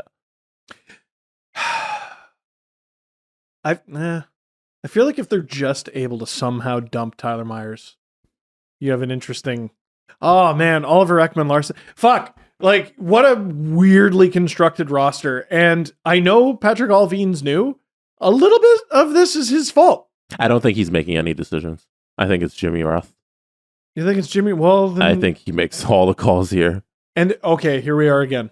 Here we are again with the Vancouver Canucks. Who the hell is at the wheel? Yep. We never know the answer. There's 3 guys that it could be. The owner, the president, or the GM. I'm not really sure. Never know the answer. Ugh. You can't win like that. It's a mess. I mean, yes, you can. I'm sure people are going to, example after example after example. It doesn't work here. We've seen it over and over again. It doesn't work here. Mm-hmm. I don't know what they do. It'll be fascinating. But they're going to get a shitload for Horvat. I do know that. Yeah. You know what they don't do? They don't practice their Stanley Cup, the celebrations on the ice. You know, that's what they don't do. Yeah.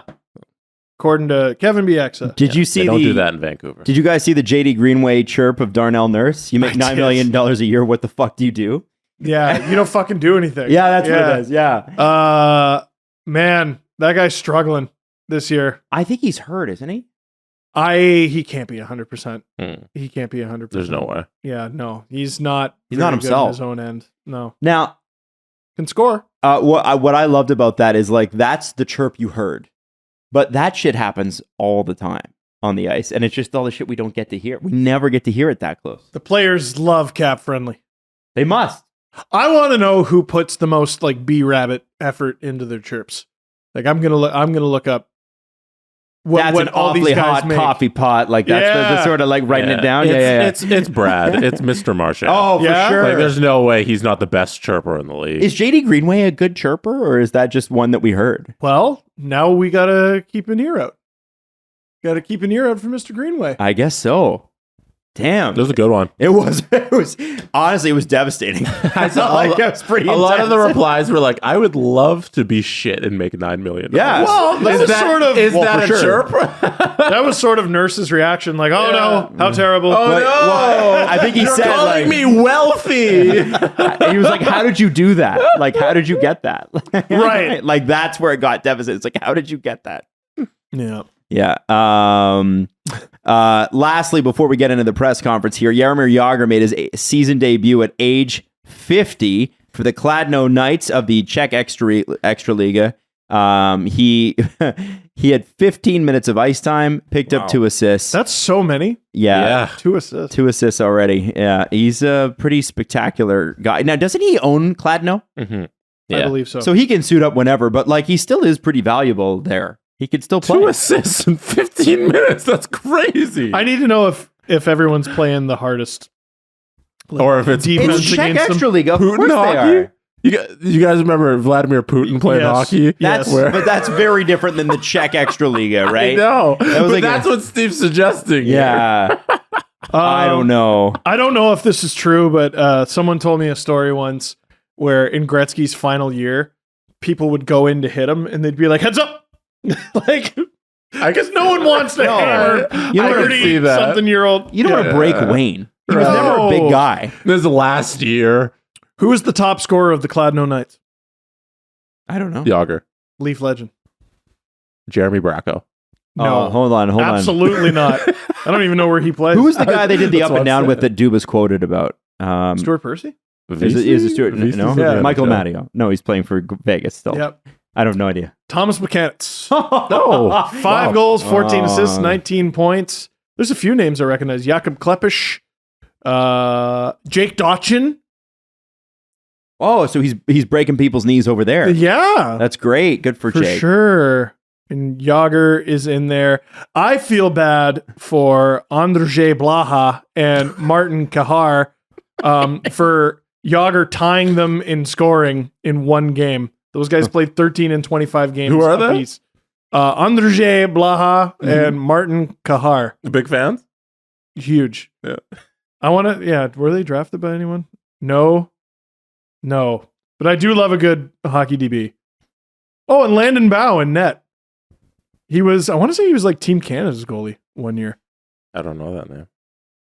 He's in a Dallas Stars uniform on Hockey DB. He played 2 games for the Stars. Look at that. He has a career 947 in the NHL. He only played 2 games. But that's what I would open with. I have a career 947 in the show. Jesse, I want to bring up one more thing. Can you put this on the screen? I just texted it to you. Obviously, some of the reverse retro jerseys are better than others. The Detroit one looked better on the ice than I thought it would. But I still think them and Chicago copied each other and are kind of boring. And I think it's perfect that people were using the Spider-Man meme because their colors are black and red, and I thought that was hilarious too. But the New York Islanders have one of the best reverse retro jerseys out there because it's their 90s Captain Highliner jersey. And they actually brought back their 90s 90s jersey and their 90s mascot. Yukon Niles? Cornelius? They call him Niles? Niles. Because NY Isles? Niles. Or is it Niles? Niles makes a lot more sense. Okay, yeah. Dude, I wasn't watching. He's Niles now. He's Niles now. We're going with Niles. Yeah. So He's fun. He is fun. He's kind of terrifying. He's got nice blue eyes. Yeah. He's freaky. Got big teeth. He sure does. Yeah, well. I've always wanted to be a mascot. Yeah? Yeah, Really? I've always wanted to wear a mascot costume and You wouldn't do well. You'd need a custom made suit. You're friggin' 6 foot. No, mascots are huge. No, they're not. Okay. So I've met them. Like, I used to hang out with the Steelhead for the Mississauga. you wouldn't want to be Steelheads. Carlton the Bear for a day. Like that's a. Can you do a backflip? Carlton? No, I can't. Do Okay, a okay. backflip. Well, okay. way to go. Backflip. You So- untalented. Do you remember hunk of our shit. Crown Royal event with Darryl Sutter? Yes. With the Leafs and stuff? I don't think we're allowed to mention what you're about to mention. About Okay, Carlton. all right. And I think that's Okay, fine. You're not allowed to talk I'm just about saying you wouldn't want to be a mascot. that. You're not allowed. I don't It's not- actually know what story. I don't believe it's a comfortable profession. That's what I would throw out there. Let's get to the press conference. Hey, if you think you know which way it's going to go, you got to make your bet at Sports Interaction. We've got you covered pre-game, live betting on all major sports and prop bets. If you want to bet, sportsinteraction.com/SDPN. 19 plus, please play responsibly. Fellas, do you lack confidence sometimes in the bedroom? Listen, everybody has those nights where you get a little too nervous and maybe you had too much to drink, and there's not much worse than not being able to stick shift the drive. Do you know what I'm saying? What? What? There's much better ways you could have said. Is that. there? I think you got my meaning. So that tells me that's the best way. Rex MD is here to spread cheer even when you've had too many beers. Rex MD is FDA approved and the most trusted leader in men's telehealth. Rex MD makes getting generic and branded Viagra or Cialis easy. Everything's online. Even with their prescription, they deliver it discreetly to your door. There's no waiting rooms, no embarrassing trips to the doctor, no insurance, and no copays. Take advantage of the best deal they've ever offered and save up to 90% and only pay $2 per dosage fees with our exclusive link. Go to rexmd.com/theathletic for this limited time deal. 'Tis the season for clean balls. Fa la la la la la la la Balls. la balls. Exactly. Listen. Balls. That are shaven. Our friends at Manscaped are helping you clear your driveway for safe travels this holiday season. From stocking stuffers to white elephants, Manscaped products. What? White elephants. White elephants. Is that a staple of Christmas? It is. White elephants. You've never heard of that? No. Listen, grab your crop mops for your pops or body buffer for the holiday lover. Win this year's white elephant gift and help all the men in your life. Two references? In your life, go to eggnog. Go from eggnog to nice hog this December by going to manscaped.com and using the promo code. What is it, boys? Dangle. White elephant. No, it's Dangle. White elephant. 20% off plus free shipping. Here's I'm gonna look at What A are you white doing? elephant gift exchange, Yankee Swap, or Dirty Santa is a party game where I'm using Yankee swap. and I don't know what the what. I played Yankee both Swap. know all these things because my parents are American, or at least my mom is. Travel friendly I know it from The Office. How about the Shears 2.0, a travel friendly personal care set for easy at your fingertips grooming anytime, anywhere, and you can shave it all down, and not just your privates either. It's That was for your nails. nails and stuff. Yeah. Please don't use the Shears 2.0 on your balls. Listen, I'm not saying you can't. Don't I'm saying do it's that. Not recommended. Go to I'm saying you can't. manscaped.com. I'm saying Use No, the you code can't. DANGLE for 20% off and free shipping. Do it now. The Presser. SDP. The Steve Dangle Press Conference. Most ridiculous mascot stunt consistently was Duke the dog, who is jacked, by the way, hanging off the glass by the knees. He used to do it all the time, and I don't know how he didn't break his neck. I don't know how that. Yeah, it's crazy. Or at least his nose. What do we got, Jess? All right, Adam Wild. The NHL has set up a page on their website to celebrate your most loved human being on Earth. So Razor Flash on our Discord points this out. On NHL.com, Razor Flash nearly barfed. For the 30th anniversary of Gary Bettman's hiring, take the sting of propaganda away. What? So on NHL.com, they've set up a whole article on Bettman's 30th anniversary that when he was hired. He was hired 30 years ago. Look at that nerd. All right. According to Razor Flash, it is all propaganda. That is some 1993 ass hair. Oh, yeah. Yeah. It is, oh my gosh, I was going to read some of it, but it is a mammoth piece. Listen, the title's not wrong. He changed the face of hockey back in the to his. Well, sure, but I mean, like one of the best stories about Gary Bettman is told in that Brian Burke book, which was a spectacular read. And back in the day, when I think was it Clarence, whoever the guy was before, there was no commissioner before Gary. He created that position. Frank Hockey. The guy, the owner of the original owner of the Blackhawks, used to yell and scream over the governor of the NHL or whatever it was. That's so weird. And they used to the teams were running the show. It was like a dog. According to Berkey, it was a dog and pony show. Times changed in Chicago. Well, I think. Yeah, good thing. I think it has. I don't think people are talking over each other on conference calls. So I'm gonna read a little from it. Oh man. Okay. We have to. The black NHL All-Star jersey featured the league's old black and orange logo on the front. Instead of a last name on the back, it said Commissioner. It was number 1. Gary Bettman pulled it on 30 years ago after he was elected the NHL's first commissioner at the Board of Governors meeting at the Breakers in Palm Beach, Florida, December 11th, 1992. Bettman smiled wide. He was already an accomplished executive as the senior vice president and general counsel of the NBA. But there were only 4 leaders of major sports leagues in North America, and now, at just 40 years old, he'd be one of them. It was almost like an out-of-body experience, Bettman says. He's 70? Yes. Retire! Oh my God! It wasn't that I was intimidated or overwhelmed. It was more like the odds of being selected for a position like that were probably less than the odds of getting struck by lightning. He says that when he looks back today, he thinks of how the NHL's hiring of Bettman helped change the face of hockey. This is McNally. He compares it to the Kings' trade for Wayne Gretzky on August 9th, 1988. Good Lord. I mean, literally, I feel bad because like the writer is correct. He did do that. Is Gary Bettman being hired the Wayne Gretzky trade? I mean, I think the Emperor's new clothes look fabulous, Jesse. Oh my God. Honestly, I don't think they're wrong. I think the effect that this guy has had, whether you think it's good or bad, is akin to the effect that Gretzky had on the Western Conference of the NHL and hockey in California. He's not wrong. He's the boss, of course. In charge. We don't look back on it with reverence the day Gary Bettman was hired. We don't. You remember where you were, just like when Wayne Gretzky was traded. Can you do me a favor? No, that's fucking propaganda. Of course.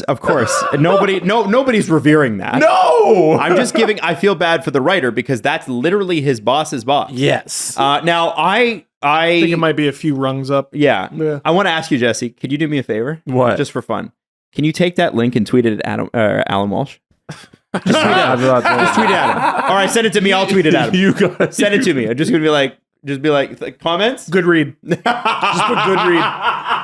That's what I'm going to do. And at all of his clients. David Perron, No, Jonathan I'm not going to do that. Why? Because Jersey. Because Alan, I don't want to involve After the clients. Jersey puts it in brackets. Boo. I think that is puffed up garbage. But you know, I mean, really, at the end of the day, he's a commissioner. He's had a huge effect on the league. Blah blah blah. And also, nobody knows when that guy was hired. Who cares? Please retire. He's already in the Hall of Fame. This is from Tate and Thomas. Send me that link, by the way. I did. I emailed it to you. Okay. Here. I want to see what else. I'm going to see if I can get a response before the end of the show here. Go ahead. Just put good read. I think everyone should do that to Alan. Yeah. Just continue tweeting this link at Alan. What a good read. It would be a shame. Great way to start the week. It would be a shame if everybody collectively tweeted that at him. It'd be awful. Please. All of his mentions were I just flooded. tweeted it at him. Good read. Love that. Oh man. All right. This is from Tate. For stockings, do you wrap the gifts that go into the stocking? Do you guys do Yes, that? of course. Not all of them, but yeah, some. Yeah, no, I don't wrap like chocolates and stuff. And my family always puts an orange at the tip, the toe, to fill out the. The chocolate orange? Well, no, not the Terry's, no, because that's square box. My family actually believed that aesthetically, and this is from my grandmother, that you had to put like an orange or a tangerine or something to fill out the stocking because it's got that, You do it's not. this, right? So you want it to puff out, I guess. And also, it was her way of guaranteeing that her kids and grandkids had something of nutritional value on Christmas Day. So we had to drink orange. We had to drink orange juice before we started. That was one thing. And then you had to brush your teeth to make sure your teeth got brushed at least once. And then you have to have your tangerine or your orange. That was Eleanor. Thank you, Eleanor, juice for that. and brush your teeth. Yeah, I know. Oh, it's not pleasant. Let me tell you something. You guys are, you wrap it and then you put it in? Yeah. Anything Well, with that's chocolate. what they tell you to do in school. Oh, stop. Okay. I think there's like That was something good. fun about taking your time and then opening up the gift. Like I like tearing the. All right. I think we have a consensus. Yeah, I'm not proud of myself. you should be. No, you shouldn't. Yeah. I liked it. Next question. Stump the Steve and Adam. Who was the last player born Napoleon. from Big Shoots, by the way? All right. Who was the last player born in the USSR to play a game for the Toronto Maple Leafs? The last player born in the USSR to play for the Toronto Maple Leafs. Oh, Igor. Igor Korolev. No. Later No. than that? Later than that, for sure. Because you got to remember they were born there, right? So we're talking, when did the USSR fall? 90? 89, 90, I think. 89, So it could be Antropov, Ponikarovsky, I'm going to tell you right now. Kazakhstan. Both of Ponikarovsky and Antropov weren't born in Russia. But they were born. They were USSR though. Wasn't Kazakhstan and Kazakhstan and Ukraine was Ponikarovsky. Was Ukraine part of USSR? I think so. I don't For remember. a while. Yeah, certainly it was. Ukraine for sure was a part of the Yeah. USSR. Are we not going to get this? Is it really obscure? You're not going to get it, and you're going to be so upset. Could it be No, McGillney didn't play later. He was born in the USSR. I'm not going to get it, and I'm going to be upset. Thank you for this question. It's real good. I'm not going to get it, and I'm going to be upset. I'm trying to... I'm not going to get it, and I'm going to be upset. Where was Colsley born? Germany. No, South Africa. South But he Africa. played for Germany. Played for Germany, but that was I was trying to figure out whether it's East Germany or West Germany. Oh! Like which part of Germany? But if he had been born on the Soviet side, he probably wouldn't have been able to go to South Africa, although they had somewhat friendly See, relations. now I'm like, 'Cause where of was apartheid? Corbinian Holzer born? And what year was he born, though? So now I got to think of guys who are like a Eastern year or two European. younger than us. But Eastern European too, because remember that I don't know if some of those countries were satellite USSR states, and some of them were literally just folded into the USSR. So it's hard. I don't know the exact countries that were and were not.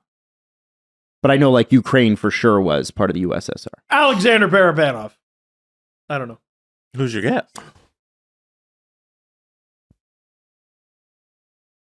Was the Czech Republic ever part of the USSR? I think it was part of Yugoslavia. Really? Yeah. Okay. No, I'm gonna Czechoslovakia. guess Thomas That was Buchanan. Czechoslovakia. Czechoslovakia. What's your guess? Thomas Buchanan. Yeah. Adam, what's your guess? I can't believe 'Cause I I said don't that. know. Yugoslavia. It's Czechoslovakia. Anyway, what? Adam, what's your guess? Thomas Buchanan. What was that part of the USSR? Czechoslovakia and Yugoslavia were different. Yugoslavia had its own communist dictator, Tito. Czechoslovakia, I can't remember. And I think Was- they were communist. Shit. Fuck it. That's my answer. Okay. Thomas Buchanan. Something that recent, eh? Shit. Well, think about it. He was an older guy at the end of his career only a few years ago. We're going Yeah, we're going 20, Further 20 back. years back. Who was born in the 80s? Had to be born in the 80s. he must have been. So it could, because conceivably, right? We're 34. We could have been born in the USSR. Was There are players in the NHL that were born in the USSR. There are people from Eastern Europe, well, just Europe That are hating this I right think now. are losing their I don't think they're minds. losing their minds. Like, I don't. Adam, I who's your think they guess? are. We were like 2 years old when that happened. Oh man, What it's is- gonna be something stupid. I'm gonna hate it. I feel like it's gonna be something like Latvian or something. You know what I mean? Because Latvia, Lithuania, weren't they all a part of that block as well? Oh, Grabo was Belarusian. What's a good one? Yeah, Belarus was for sure. Komarov. Okay, let's go with that. Was Estonia? I think so. Estonia, Latvia, Lithuania were definitely a part of the bloc. I don't know if they were considered USSR or satellite states. Okay, I'm Let's gonna go Komarov. I'm gonna sit in my Placanet's answer. You say Komarov. Komarov. Okay. Nikita Zaitsev. No! You guys are getting there. Yeah. You guys are getting there. How old is Zaitsev? I don't know. No.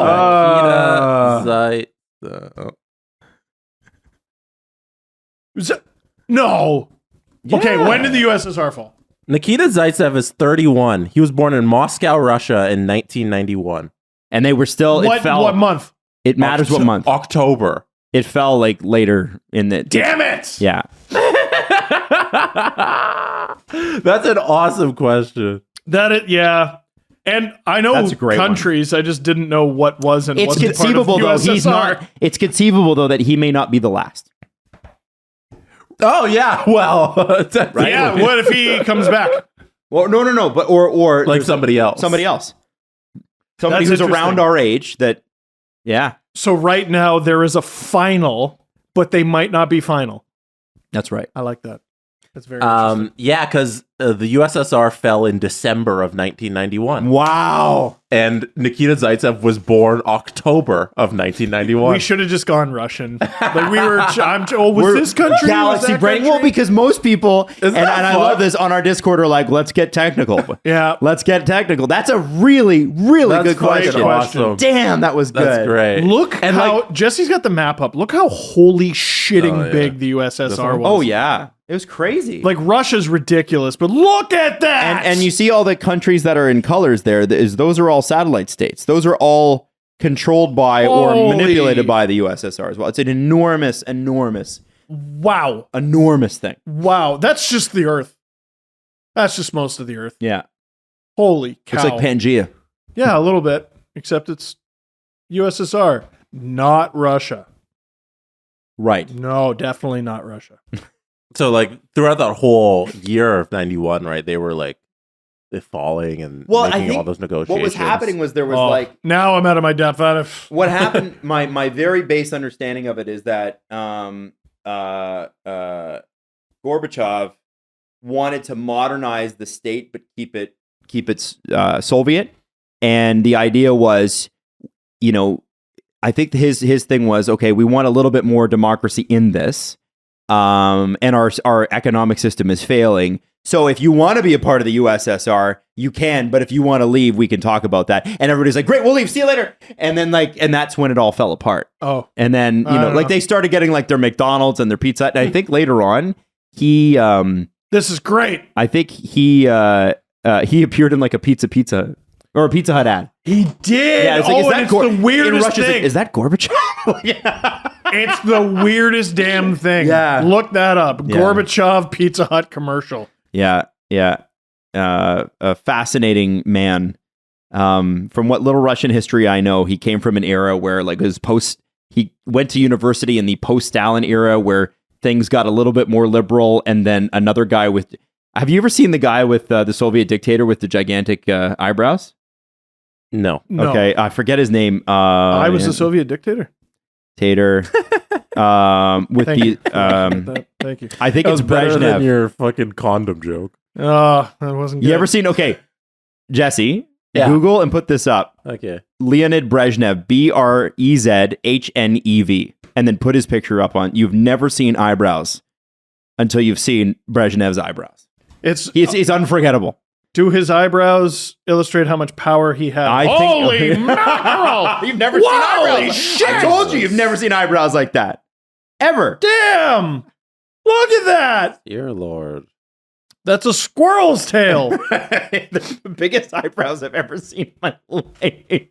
Holy. Who is this man? This is Leonid Brezhnev. Who, What did he do? He was, I think, the third leader or the fourth leader, and essentially The Soviet Union. Of the Soviet Union. So post-Stalin, I believe it was Kamenev, and then it was Kamenev. He Stalin. has to be combing those upward, right? So, yeah, Like, he's doing a bit. That's honestly impressive. Like, he's doing that to, like, show his power. Yeah. So it was Beria, Damn. and then I think Malenkov, who didn't last long, and then Brezhnev was the guy that brought them back to being super conservative. We're super conservative, but communist, which is a bizarre sort of thing. And This is hurting my head. Yeah. Nose. Anyway, he was one of those guys that would sit at the negotiating table and be like, "We're going to nuke you." Oh, okay. And then it's called brinksmanship negotiation. So you start at the absolute worst case scenario and then have your opponent work you backwards until you guys can find a thing. So he'd start everything with, "We're going to nuke you." Gonna put them across your forehead. Yeah, no, it's okay. It's okay. It's not worth it. It's not worth the bit. Crazy. Anyway, now you can say that the hockey podcast taught you about Brezhnev, right? And his eyebrows. There you go. There you go. Beautiful. I see no difference. I see no difference. That's incredible. Wow. His eyebrows. He's Nothing he has about to, the fucking war, just the eyebrows. He combed them upwards. 100%. Yeah. Like, you can even see how, oh my God. And that's his power, is every day he's like, "I dare someone to fucking say something." Yeah. Like, what are you And going to then say no to one that did. guy? He has like I knew you guys would like this. Like beard above his eyes. Yes. He has two upside down Charlie Chaplin mustaches on his face. Yeah. Like above his eyes. It's incredible. He makes Eugene Levy's look drawn on. That's wow. All right. Thanks Yeah. for that, Adam. Yeah, it was good. Well, now you know. They talk about this on fucking Puck Soup or Chicklets or they talk about Brezhnev's eyebrows. Yeah. What a weird show. Straight up though, you will look at Brezhnev's eyebrows. I guarantee you'll never forget it. Ever. That is seared in your mind forever, both of you. They doing this on the CJ show? I don't think they are. It's just, Listen. Definitely not Merrick versus Wyszynski. No, for sure. no, not. definitely happening. not, because No. that show's dead. They occasionally do a little like They do it on the radio. jump back in. Yeah, I like that. They do it on Merrick's show. I'm glad they're doing that. flirt That makes with me each happy. It sucks the way that show had to end. I hated that. Me too. Don't get this on Staff and Graph either. No, you don't. You know? Hey, so we will be back tomorrow. And we also want to just promo the fact that we are recording our holiday episodes as we speak. So you'll continue to get SDP content for the 2 weeks between Christmas and New Year's, starting on the 26th. We'll have 3 episodes a week, and obviously the first week of New Year's like we normally do. But the great thing about this one is they're not just like our best clips of the year or something like that. We're going to do One of them. One of them is there are shittiest things that never went anywhere. No, we're going to do one on. We're doing an NHL fantasy draft. We're doing non-hockey questions. What else are we doing, Jesse? Things that we need your participation. I'm going to get Robert Malloy to set this up. There's going to be a trivia questions Discord channel that I'm going to need a bunch of trivia questions because we're doing an all trivia questions episode over the holidays. So send in your trivia questions like that Nikita Zaitsev one, which That's was a great very one. good. We need more shit like that for that episode. We also have, Adam mentioned the fantasy draft. We have one I'm calling Your Hottest Take. YHT. Each of us are going to come with a bunch of hottest takes, and we'll have time on the clock to deliver them and debate them. And then we move on to the next one. Give me a little debate show with our hottest takes. No, it can be hockey. Anything we want in the world. So we have we have a lot of fun ideas like that coming out over the holidays. It's going to be a good little series of episodes. So we will see you then. Until then, let's hit the end. The end button. Yeah. Yeah. Brezhnev. Are huh? you are your eyes supposed to get darker? Like, is that black eye? Are you going to get the double black eye, or are we going to get robbed of that? Because I don't really know. want it. I want it. The holiday episodes are going to be hilarious because, like, I might get worse and recover by the time that I'm recording them. Yeah. The Steve Dangle Podcast. Powered by Sports Interaction. Want to bet? Follow the guys on Twitter at Steve_Dangle, at Adam WYLDE, and at Jesse Blake. Connection complete.